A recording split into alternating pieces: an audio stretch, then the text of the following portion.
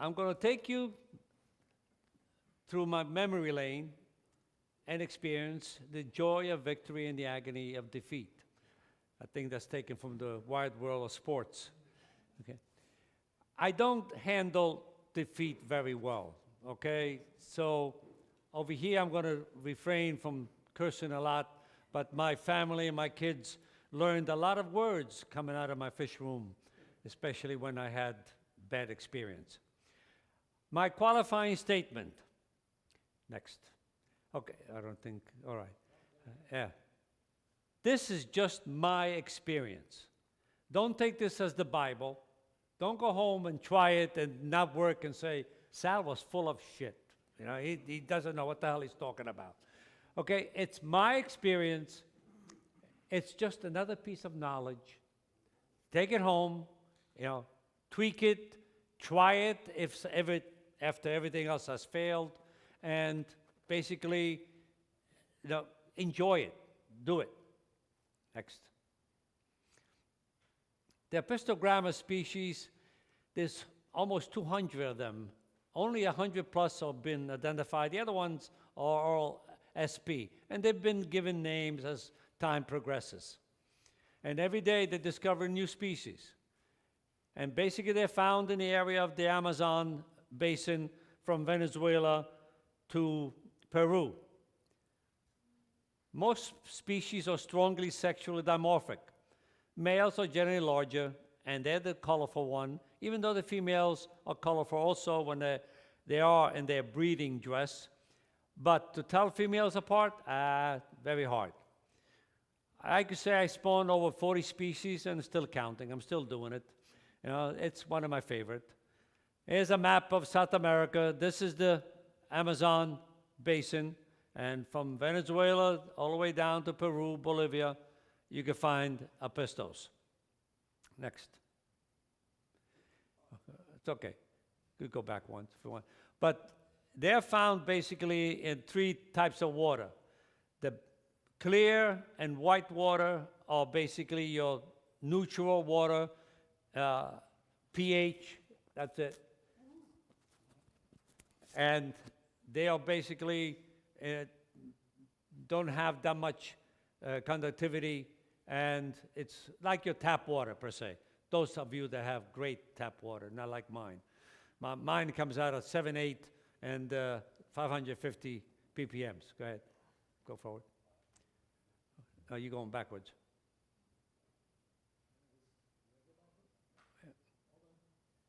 Yeah, there's arrows. Okay. There we go. Next. Okay. Sorry.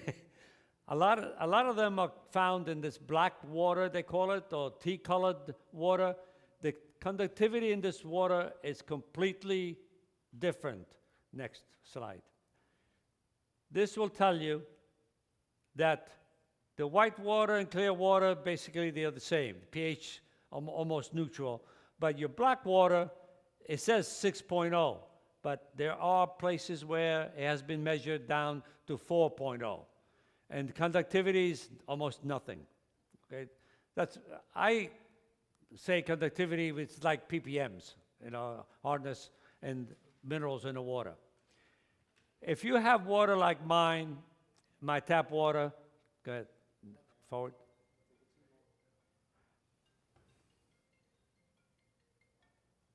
Okay. To soften the water, you're a famous person. You can use, you know, chemicals, the pH down, phosphoric acid. I don't like to use it because it's really too unstable. Next. RO unit, reverse osmosis, it's the best you can do if you could afford it. The cartridges and membranes are very expensive. Plus you have 70–80% water waste. And unless you have like Tanganyikan's, you know, cichlids, and that's what I use as my, you know, wastewater. I change water with that. Because if I don't use some kind of a water-saving system, my wife will kill me. The peat moss filtration, it works. Make sure it's pure from Canada, that does not have any chemicals. And it turns the water to tea color, and there's a lot of powder. It's a big mess. but if you have no other choice, do it. One of the cheapest is oak and almond leaves. Yes, almond leaves. Use it carefully and make sure they're dry. So I go out in the fall with a big burlap bag and collect oak leaves that are fallen off the tree, and I use those as both as a tanning, next, and as also tank decorations, which you'll see later on. Ion exchange unit, these are obsolete, and you have to use a lot of acid, so not recommended. But the cheapest that you could use is rainwater. It's my choice because my house, I have like a gazebo in the back, and it's just ideal to collect rainwater. You could collect it by just diverting spouts of the, gutters coming down and into some kind of barrels. Next. This is my setup. This appears a gazebo, and these are 45-gallon commercial drums. There's 3 here that I fill up when it rains, all 3 of them. And then, next, I pump the rainwater into my second floor porch. This is my porch. This is another 45-gallon drum, and I fill up all these 5-gallon drums, jugs, that I change the water. I found out one thing. It's okay. Those jugs, 5 gallons, weigh 40 pounds. Careful when you pick it up and pour water into the tank, especially when you get my age. It does a really good job on your sciatica. So be careful doing that. So what I do now, I just put it in a 5-gallon buckets, and I have a pump going into all the different tanks. This is what it looks like when you put oak leaves in the water.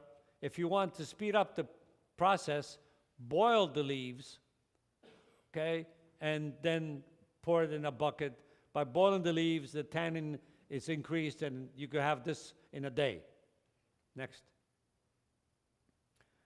One of the advantage of having all that water in the back is you could collect mosquito larvae. In the summertime, they're the best food you could give your fish. Of course, biggest drawback is if your wife gets bitten and then she doesn't really like it and says all kinds of nasty things in the morning. Next. What do I feed? The number one food for all my Apistos, small dwarf cichlid, is newly hatched baby brine shrimp. And they all love it, okay, and even the fry. Next. Okay. Live blackworms and frozen bloodworms, I use that also. Be very careful. A lot of these genus of these fish will get bloat if you feed too much of this rich food. So I feed alternatively the blackworms and bloodworms maybe twice a week, 3 times a week, even when I'm conditioning the breeders. Next. I don't say my own pet food is the best food, but it is. They eat better than I do. My pet food is, all natural. It's got vitamins and vegetables, plus shrimp and so forth. And I use it differently because I put it through a food processor. For my fry, I really process it almost to a pulp. And the bigger fish, I don't process it that much. But they all love it, and I don't have to worry about bloat, anything like that. And even the waste, I have a tendency to put either catfish, cories or plecos or bushy nose in the tank, or snails. So they will eat anything that is left over. With snails, if you're afraid to really have an overabundance in a plague of snails, throw in a couple of assassin snails. I think most of you know what that is. And they will keep all the population in check. Next. Keep in mind, Sal has an entire Yeah, if you need my, give me your email, I'll send you my recipe. White worms, it's excellent food. I don't like to work with cultures because I have a tendency to forget.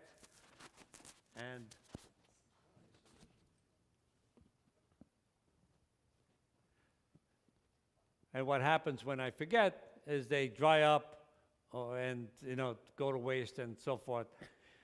Flakes, I really don't use flakes with my fish that I'm trying to breed. Okay, listen, there's one thing. There's different hobbyists in this world. I consider myself a breeder because my enjoyment is to breed, okay? So I don't keep fish as a show tank, except my community tank, which is a collection of fish that are on the way out, and I have no use for them. But I don't get attached to fish. I don't take fish to the vet to get cured.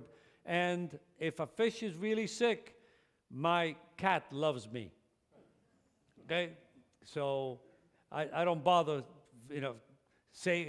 especially treating tanks with all these chemicals, I just don't bother. Unless it's a very expensive fish, then I'll do it. Next.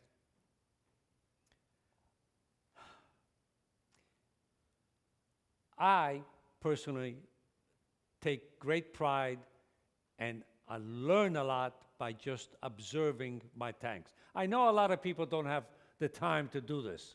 Because when I was working 5 days a week, in the morning I said, oh yeah, here's the food, goodbye, I'll see you tonight. But in the evening, I took my time and I went tank per tank. I don't have 60 tanks or 80 tanks like this guy in front of me, because I cannot enjoy that many tanks. I don't have the time to spend. The most tanks I ever had was 38. And then I realized one day that it's work. If I wanted to do the things the way I want to do, it's work. Now I keep 13 to 15 tanks. That's it. And a lot of times, 3 or 4 tanks only have fry. I just don't feed and leave. Not if I could help it. Not today. I'm retired, so I have a little bit more time to do this. I learn a lot by observing in every tank, okay? I also look for uneaten food. You don't want to leave food decaying in the tank, and you'll find out how much food is decaying by opening up the top and you get a nice smell coming out of the tank. So I do like a tank maintenance and so forth. The behavior of each fish I really like to observe. You'll know when a female is ready to spawn because she changes colors and because she's trying to entice the male to breed and to follow her. She's really being a nice, sexual bitch, basically. And it works fine, yeah. And I also assess temperament. You have, sometimes, fish have temperament like we do. And they could get along in a couple of days, and one day they just decide to get a divorce or whatever have you. So you try to save some fish. And most of all, I look for fry.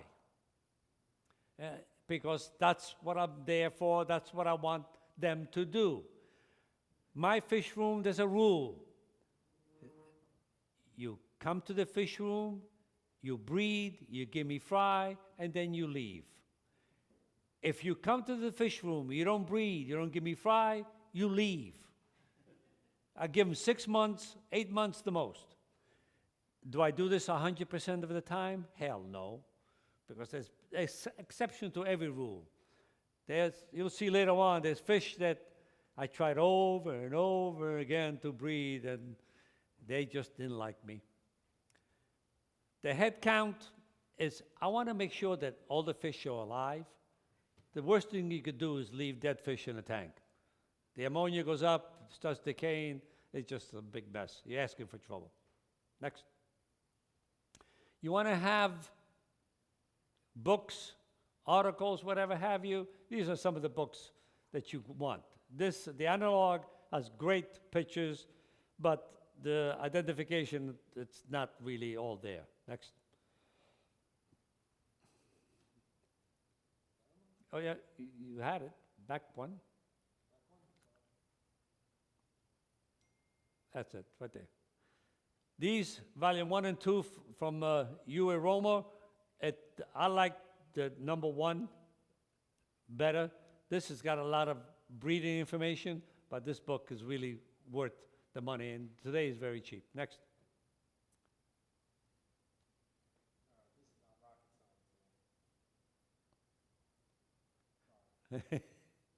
This is the latest book. It's really a great, great book. If you know German, because in the same text you have the German version and the English version. But it was very hard to get, but now it's readily available. Next.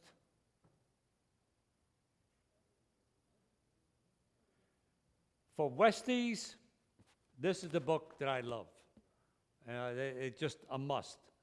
It's got great information, great pictures, and if you could get this book, get it. Next.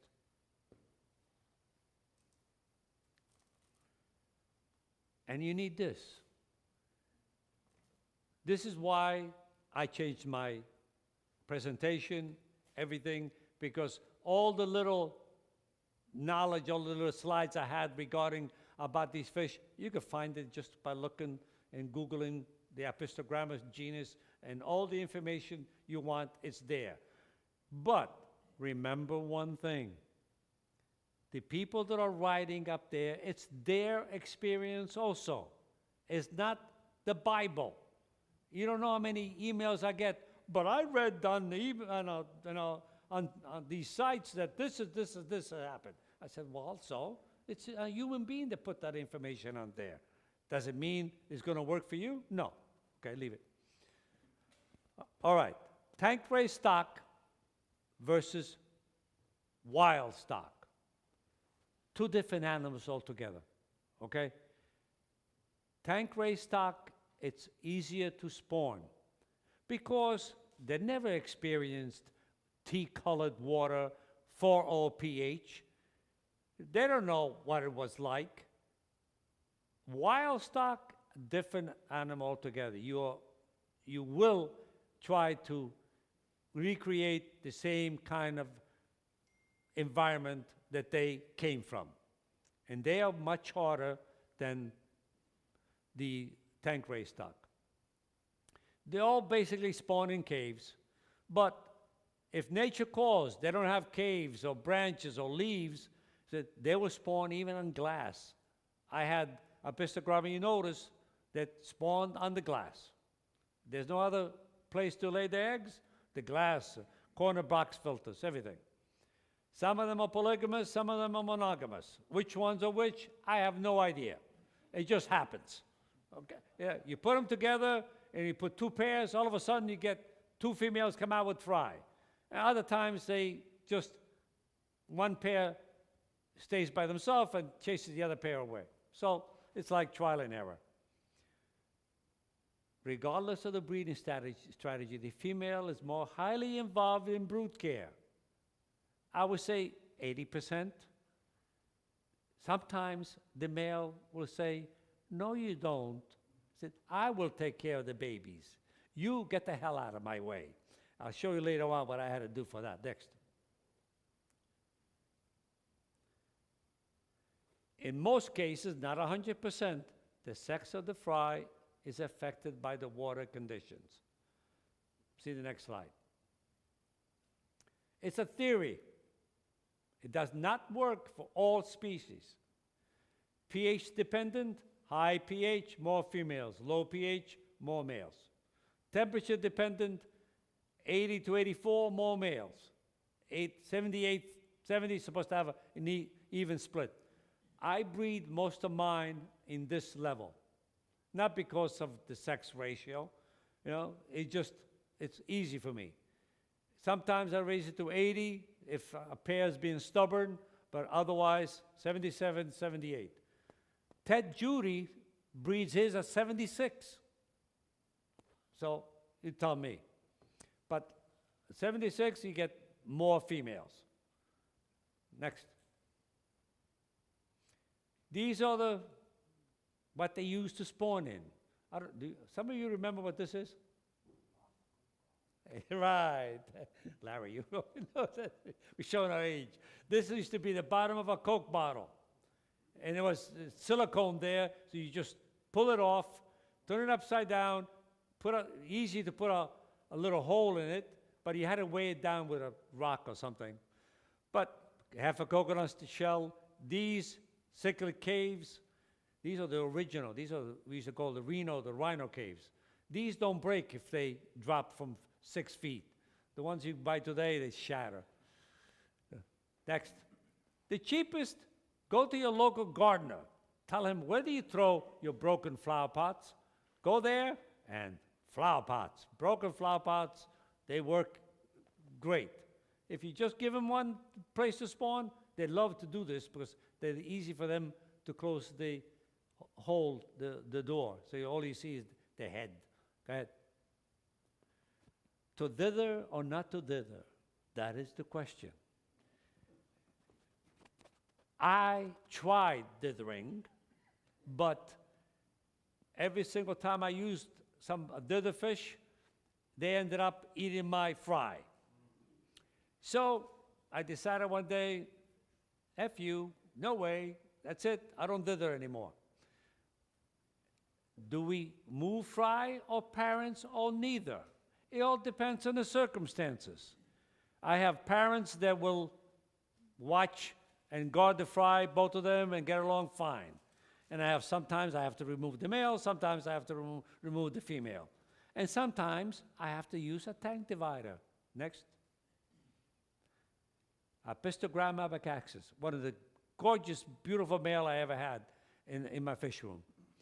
Every time this pair bred, he tried to take all the fry and chase her away to the point where I just about barely, while doing my head count in the morning, observing, I was able to save her. And the first spawn they had, I removed him. The second spawn they have, I got this wonderful idea. This is a 20-gallon long. I said, I'm going to divide the tank. So I put the tank divider in there. They both were happier than pig and, okay? You got fry here, you got fry there. The fry used to go back and forth. They were both happy, and the fry grew. And when I removed all the fry, I removed the divider, and they spawned again. Next. My Dwarf Cichlid tank setup. I like to use 20-gallon longs. People will swear, I spawned them on a 10-gallon. Ted Judah uses 10 gallons. But his setup is a little bit different. They're side by side, lengthwise. And the aggression, they take it up, they kept busy. But my 20 long, and I use a sponge filter and a box filter. A piece of driftwood, a plant, lots of Java moss, but sometimes the fry appear and I don't see them right away, but they eat stuff in the Java moss. And now I've been using, you love my aquascaping? This is an almond leaf. These are oak leaves. After you put them in, because they use the tanning, and believe it or not, they love the stuff. A lot of my female fish have spawned underneath these leaves. This tank I have, this is my latest. They haven't spawned yet. This is Apistogramma alacrina. Next. What do I feed the fry? Everybody tells you, microworms, vinegar eels, and so forth. But next. I feed all my fry as soon as they're free swimming, newly hatched baby brine shrimp. Mostly because I don't want 100-something fry. No, I'm not cruel. I just don't have the tank space. And believe it or not, next, I always end up with 30, if it's a big brood anyway, or plus fry, which is more than enough for me to work with, to spread around with my club, and to sell, and so forth and so on. So Now I also use Grindle Worm. Just like white worms, it's a royal pain to look after this culture, but they love it. And I brought, I'm doing Grindle Worms because of my bettas. I'm into bettas now too. So they're very nutritious, fry, go very fast. Next. See, you get a picture of an apisto. This is, they call it Balawi, or Balawi. It used to be a mole brooder. It's one of 3 of the mouth brooder apistos. Next, that's a male. This is a female. See? She's carrying. Now, what she carries are fry. They do not incubate eggs in their pouch. But once the fry, they hatch, then they pick up the fry and move them around. I don't know why they do this. Next.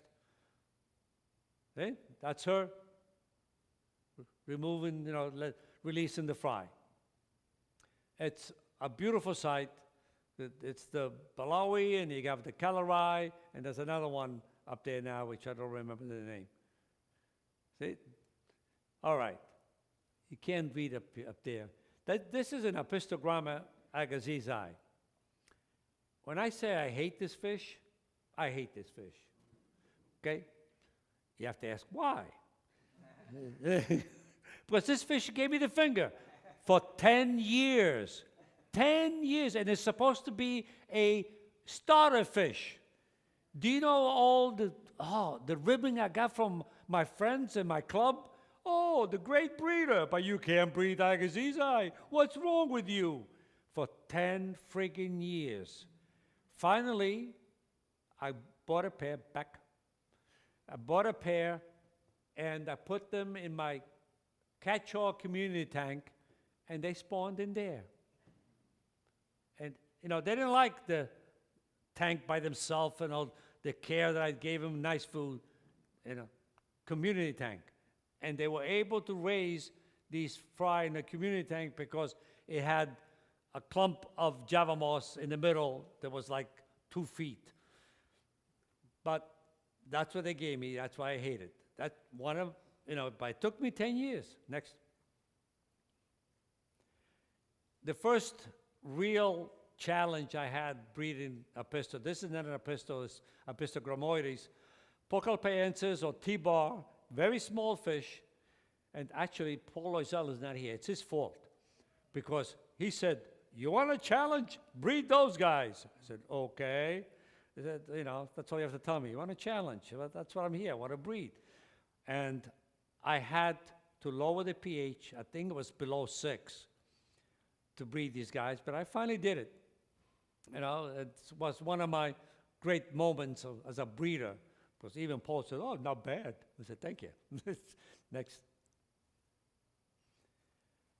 I put this guy here, the Trafasciata, because there was a theory that you get this high extended raise if you raise the fry on soft acid water. So I had my spawn, I split the spawn, and believe it or not, the theory is true. I didn't get extension this big, but the males raised on soft acid water where they were born had higher extended raise than the other males. Next. This is a female. This is the brood that I split. The reason why I know people that mix Apistogramma. I don't like to mix them. I don't like to mix different species because it's very hard to tell a female even when they're in breeding dress, it's yellow, but when they're not, it's even harder. There are some that you can tell apart, but I just don't want hybrids. I hate hybrids. Next. This is Apistogramma Gibbous. It's up there, super red. Beautiful little fish. He is the meanest little guy you ever want to experience. He killed 3 females, and when I put him in a community tank, he chased, I had 8-inch clown loaches, I had cubitos, I had everything, and he chased everybody around. Then I just grabbed him and put him in a little breeder box. That's where he is, a little breeder box. Yeah, he gave me that too because I was never able to spawn him. I tried, that's it. Gorgeous little guy. This is Elizabeth Day red face. Beautiful, beautiful fish. Next. That's the female, and these are the fry underneath my hydro sponge. You know, I was really happy. And I bred this guy 3 or 4 times. I kept coming back. Next. See the fry with all the pink bellies with the baby brown shrimp? Yeah, the big bellies. Okay, next. The reason I put this guy up here because he's a McMaster Form 2. It's the only fish I stole the eggs and raised them artificially because every time he spawned, they used to eat the eggs. I said, that's it. The first time I did it and the last time. I got my BAP points and out he went. Next. Do I have your fry then? Because mine never breaks with me. Yeah. That's many years ago. The Vejita Form 3. There's 2 other forms that are not that bright. This guy will be just like this, but you have to feed color-in hens and food. I fed him krill since he was a half-inch, big. And I kept on feeding him krill, and this is exactly what he looked like. Absolutely gorgeous fish. I had to put this guy up here. When he came into the hobby, 1985, I remember, I spent $100 a pair. In 1985, $100 was a lot of money, okay? Tony Orso, most of you know him, he brought them in from Germany.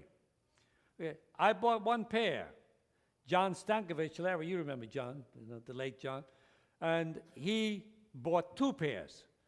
Of course, Murphy's Law, you buy 1 pair, 1 will die. You can count on that. So the male died. I gave the female to John. And the crux of the story was that John bred them. He had fry.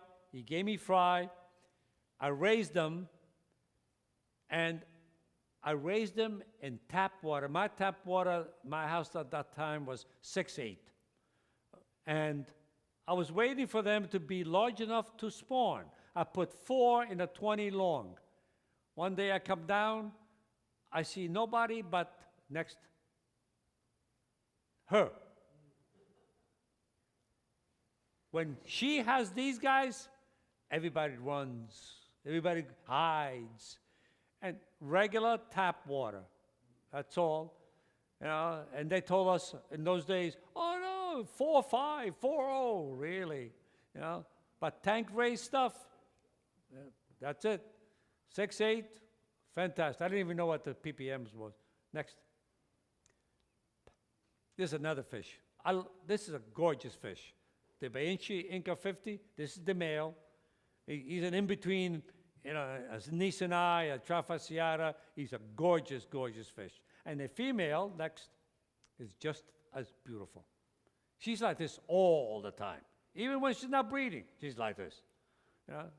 As you can see, my Rhino Cave in the back, my driftwood, my plant.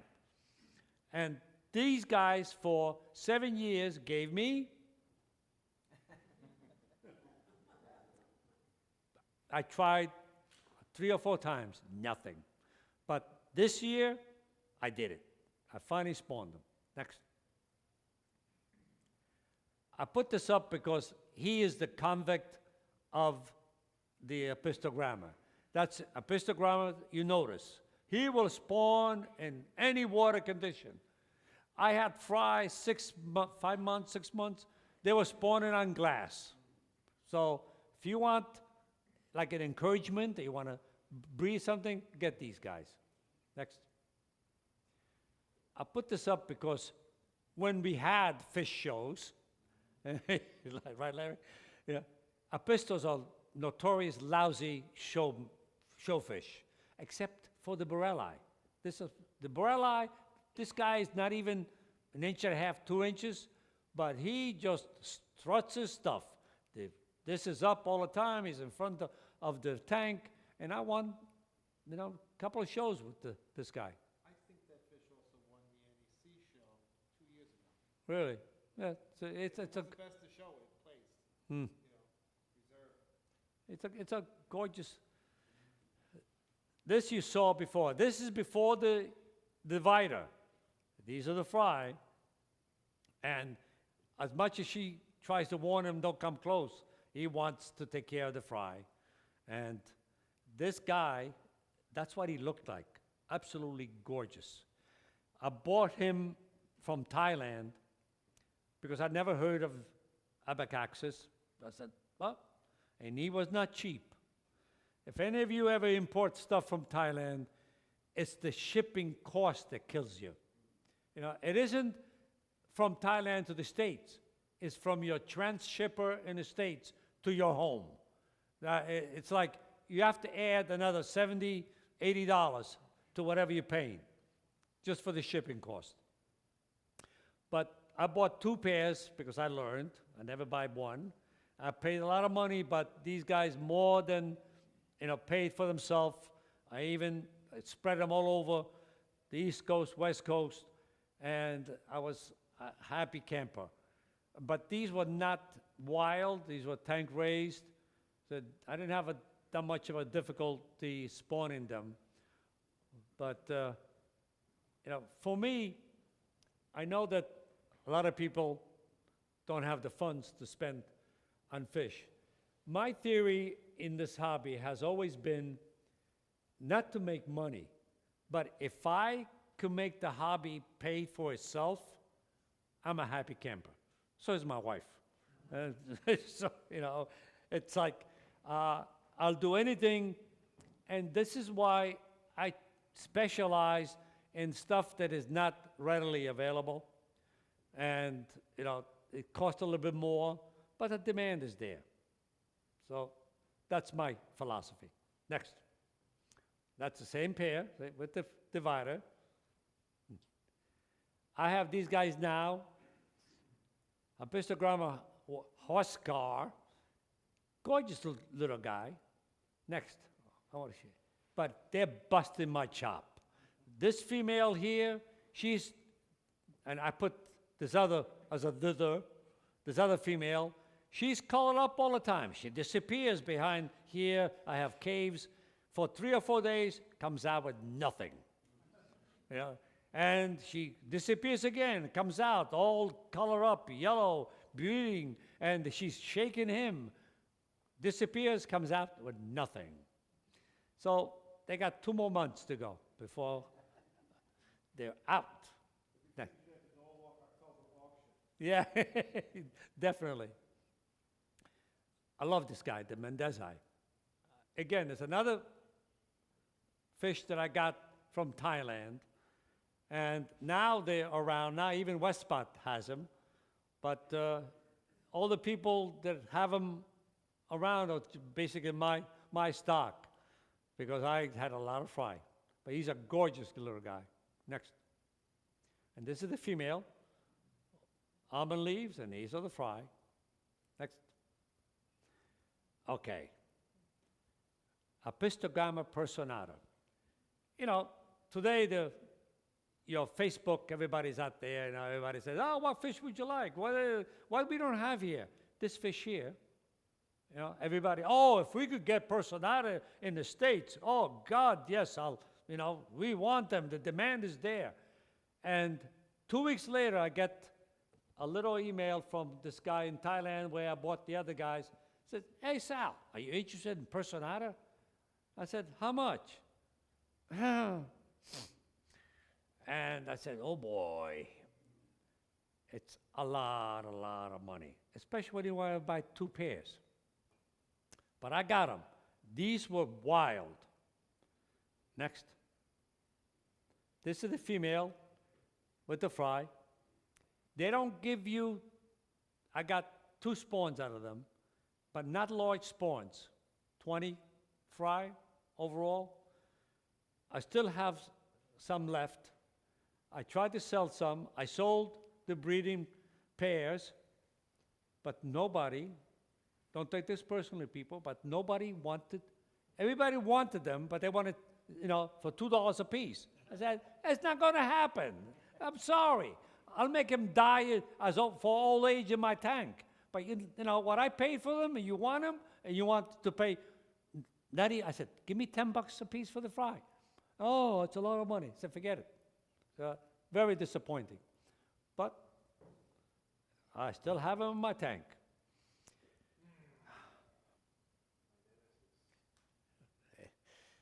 You see, I'm sure that a lot of you have had fish, kept fish, they didn't spawn, you gave them to your friend, and your friend spawned them. And it works vice versa also.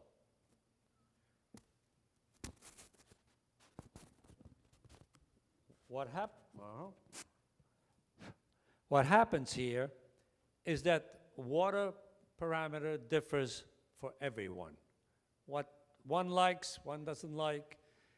I had basically no problem spawning this. My friend Artie here in front of me, he's been trying for a long, long time. That's a male, gorgeous, and the female is in the back next. These guys are leaf spawners. They like to lay their eggs on leaf. Okay? And you will see when a female is ready to spawn or she has fry or eggs, because you'll see the red on the ventrals and the anal fin. Next. This guy, the maculata, you can't see it from, maybe you need to move forward. Yeah, that's it. Perfect. This is Dicrosis maculata. He gets 2.5 to 3 inches. Big guy, gorgeous, and mild. These guys are not really mean. I had this pair in a 20 high with Apistogramma Gibbous, which is a trifasciata with a red tail, basically. Next. These guys are doing great. So this is a 20 high. This is a clump of Java moss. This is an Anubias plant. One morning I come and I see her. See, red ventral and anal. Eggs on the leaf. Nobody else in sight, not even the big male. Everybody was hiding back here. So I fed her and I squirted some baby brine in the back, some frozen bloodworms, and just to make sure everybody ate. But I removed the apistos and I just left the male there, and they got along fine. Next. 4 days later, I come out and I see no more eggs. I said, oh boy, she ate the eggs. It was the firstborn, and I was not a happy camper, so I said, all right, let it go. 2 days later, I come out, but she never left the vicinity of this base of this Anubias plant. And 2 days later, she had hidden them in this cavity. And they all came out, and a nice brood. Next. These are them feeding on the Java moss in the tank. They were gorgeous little guys. I had a fun time. See, Artie, yours will be like that one day too.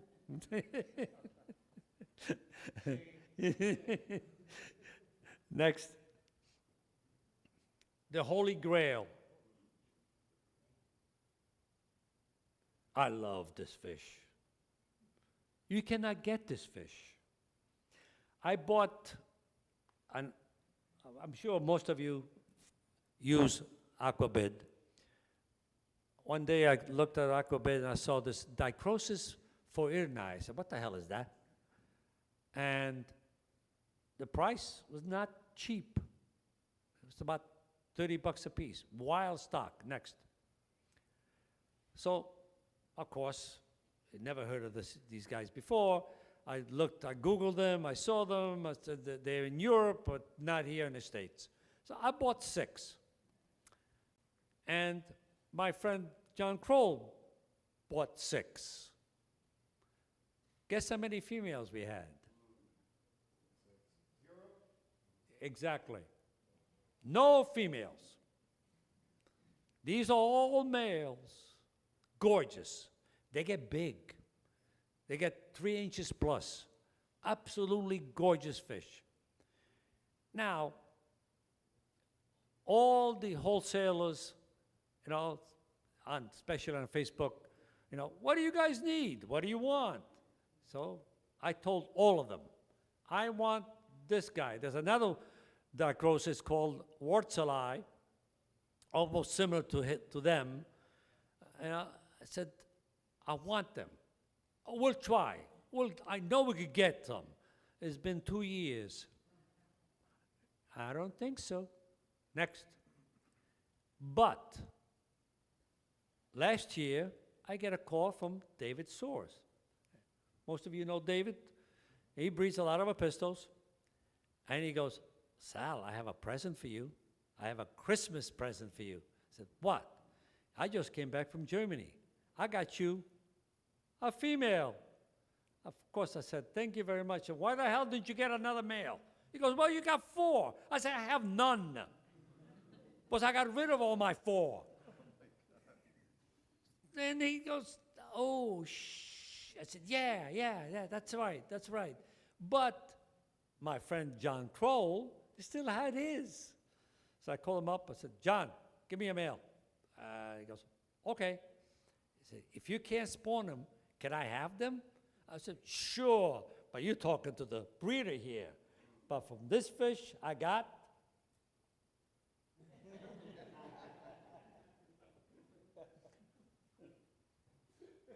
I hate admitting defeat, but I gave the pair to John Kroll.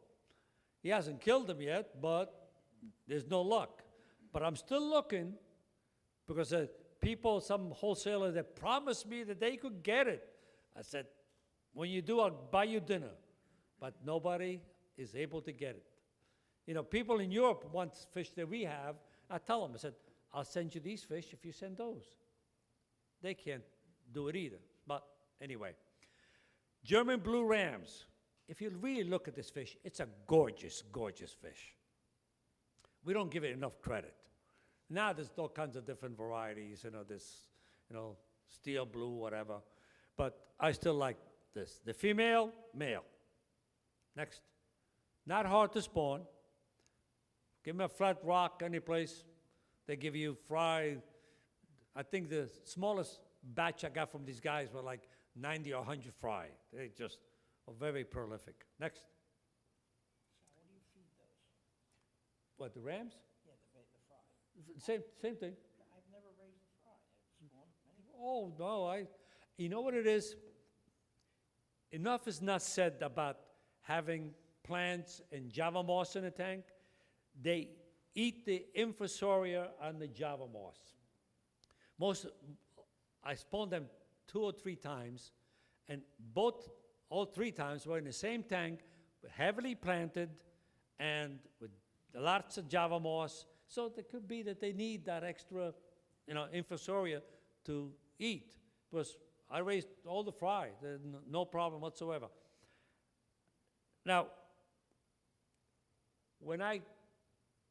if I miss saying the water parameters of these fish, unless I say it's wild stock, most of them, I spawn, the lowest pH is probably 5.5, 6.0, but a lot of these guys, it's not so much the pH, but it's the conductivity, the hardness of the water. And usually, if you are around 100, less than 100 is perfect, but 110, 120, it's close enough. The Bolivian ram, Migratorificus altispinosa, he gets big, about 4 inches. And a lot of people having rough time spawning this. Next. Yeah, mine spawned and spawned. This is a female. The eggs on this piece of rock. I used to enjoy watching her pick up gravel and throw the gravel, trying to camouflage the eggs. It was one of those habits or traits that I really loved when I watched what they do.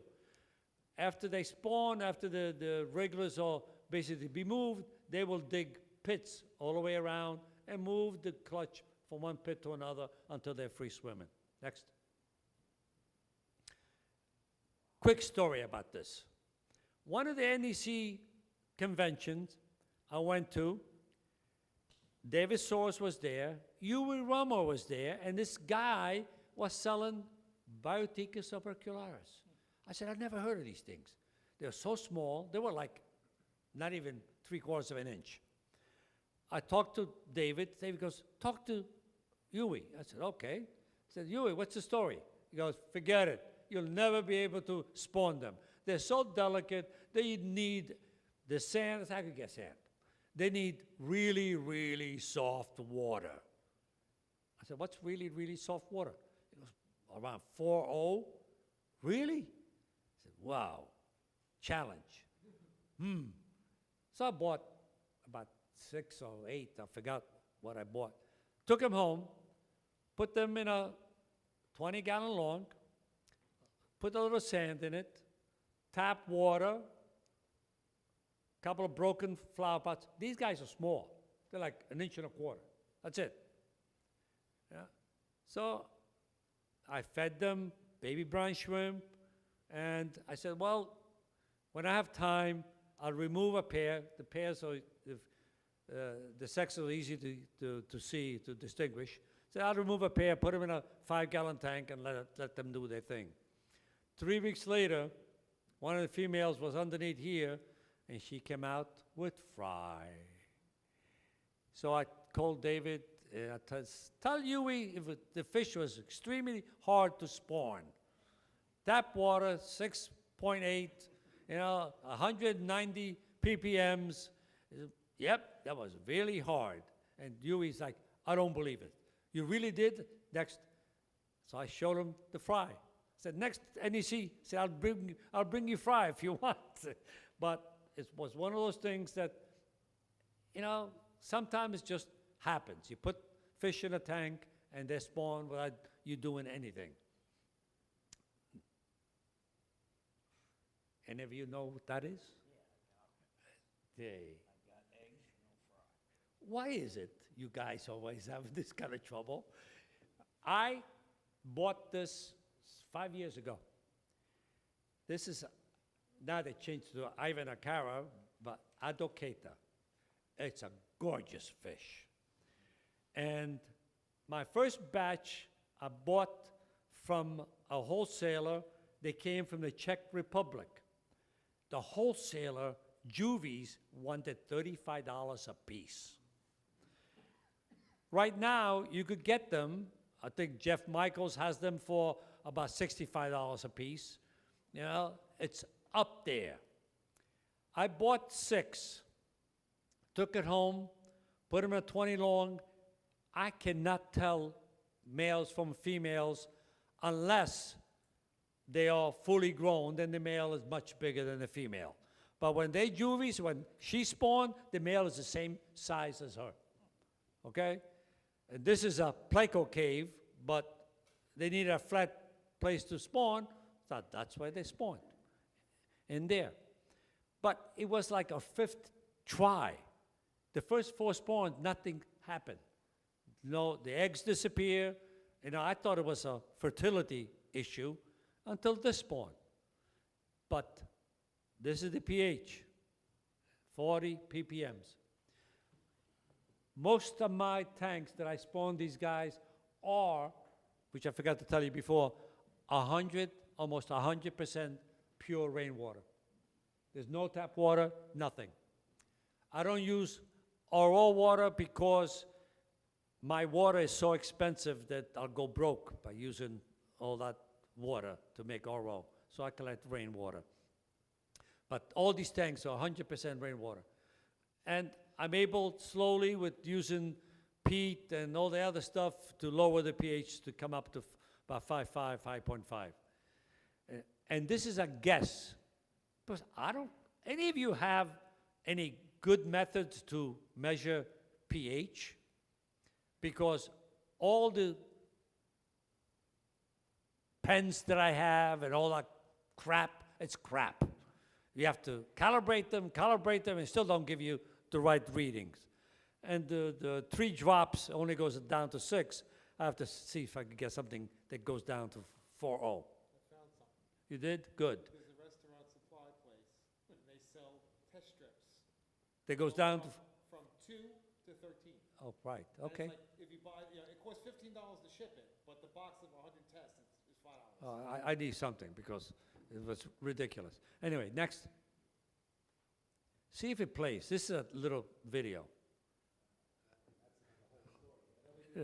Move the cursor to the picture. Ah, see?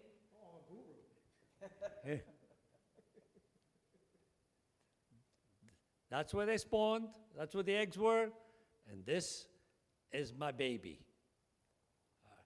And she's like, you don't bother, you don't come near me. And I was like in seventh heaven with this, watching these guys grow. She was so protective. The male, you'll see in the back, when he comes out, she chases the male all the time. And I was afraid I had to remove the male, but she didn't kill him. And eventually, slowly, he was allowed to come out. Watch him back here. See, he is. See? And the same size. You can't tell that's the male. But these guys were just gorgeous. This is 7 years ago, almost. I still get emails saying, do you have any more Adocata? I said, no. I said, my philosophy, they're in and out. Next, this is my favorite picture. The coloration on her was absolutely gorgeous. Now, I'm going to give you my secret in breeding. Next. This is a 20-gallon long. When that first pair spawned for me, I had 4 more in the 20 gone, another pair formed over there. So I needed a tank for them to spawn. I did not have a tank. So I split this 20 long. 1 pair here, 1 pair here. And guess what? They got along. Because of this, the pheromones, when one spawned, the other, 2 days later, the other one spawned. Clockwork. When I'm telling you clockwork, it was there.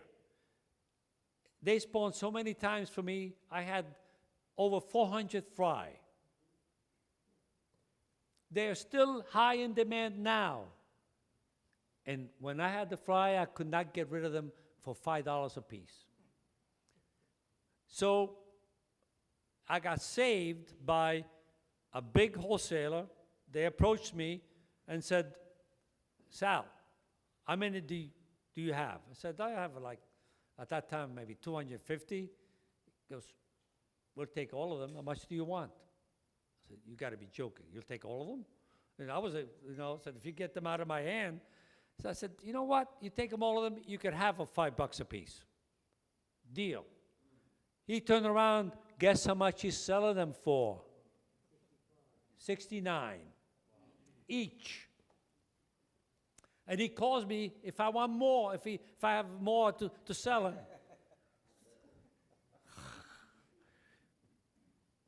And they're still high in demand. Because, Larry, don't feel bad, because a lot of people called me up and said, what did you do? I mean, I wrote an article about these guys, what I did, and I spread it out. I gave it to a lot of people, and they're still having issues. Next. The fry of those two, this is the fry tank, this pH, 260 ppms. They spawned in my fry tank. Fertile eggs. Duh. So what is the correct answer? I don't know. Yeah, get something. Then, of course, Jeff Michaels calls me up and says, did you ever try the red form? The red morphs? I said, no. He goes, I have them, but they're wild. They're gorgeous. They're red. It cost a lot of money. I bought them. I spawned them. But between you and I, next, I like the other forms better. Okay? Nenacaracephalus, they spawned, had a nice, brood, but she was a bitch. I had to remove the male, but she was beating them up to a pulp. And this is a heavily planted tank. Next. Pure evil.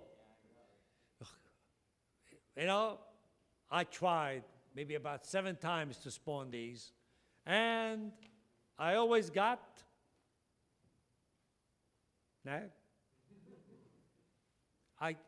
as of today, I just can't do it.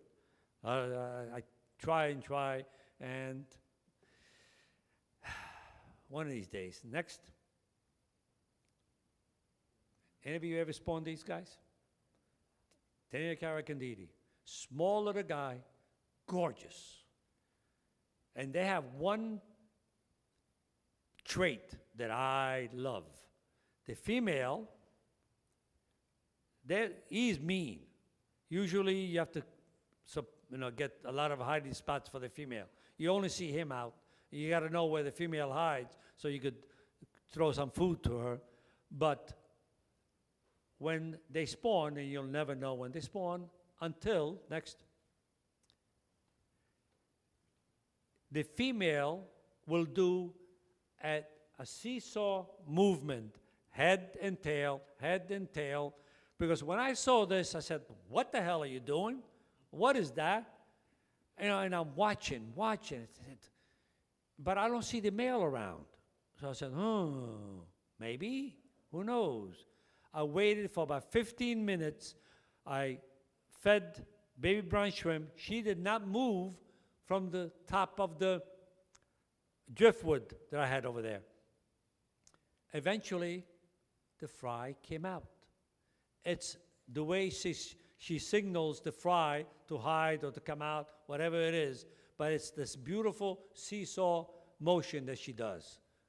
And it's really gorgeous. This is, if you go to YouTube and put Tenericara candidi, you'll see it. Next. Quick story. Well, it's basically this proved that tank raised and wild stuff. People came back to me and said, "Don't you have candidi anymore?" I said, "No." I said, "Please, could you spawn some?" I said, "All right." So I got some candidi. I put them, about 8 of them, 20 long, no cover, except for the big clump of Java moss. You could gather by now that I love Java moss. But it serves its purpose. I put them down there and I waited. I said, in a couple of weeks, I'll give them their own tank. Well, in a couple of weeks, turned to about a couple of months. Then one day, one evening, I was about to retire, and the light, this tank was on the ground on the bottom, which I hate. And I saw something move, small little things. I put the flashlight on this, and there were fry all over the tank. Where the hell did they spawn? I have no idea. The only thing in there was Java moss and this, sponge filter. That's it. And they usually are cave spawners. So maybe they spawned underneath the sponge filter. But they spawned, the fry grew in there. These are more fry. This is an adult without me doing squat. Next. Quickly, the Westies, your cribs, your tiniatas, other stuff, I group them together. And this is the Congo River and the tributaries.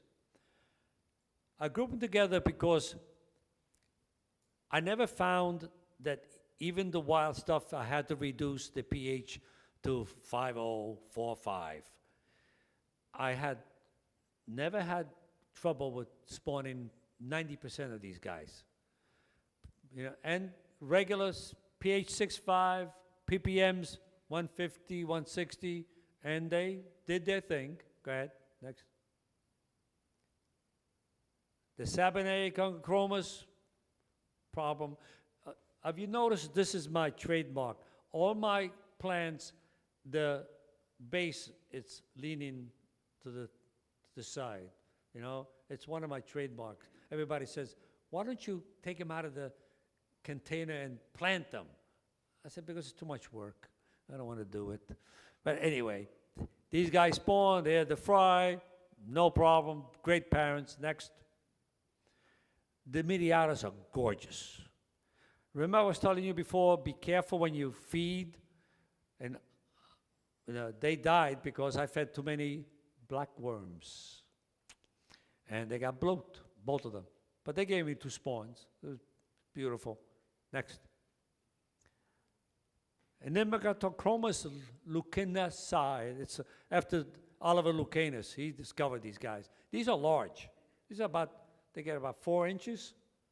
And great parents until the male decides he wants to do the same thing as my Abacaxis. And the female said, we'll give you a nice whipping. And she did. So I had to remove him to save him. Next.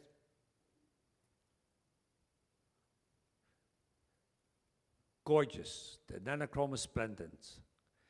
I put this up there, not just for this, but I want you to admire my aquascaping.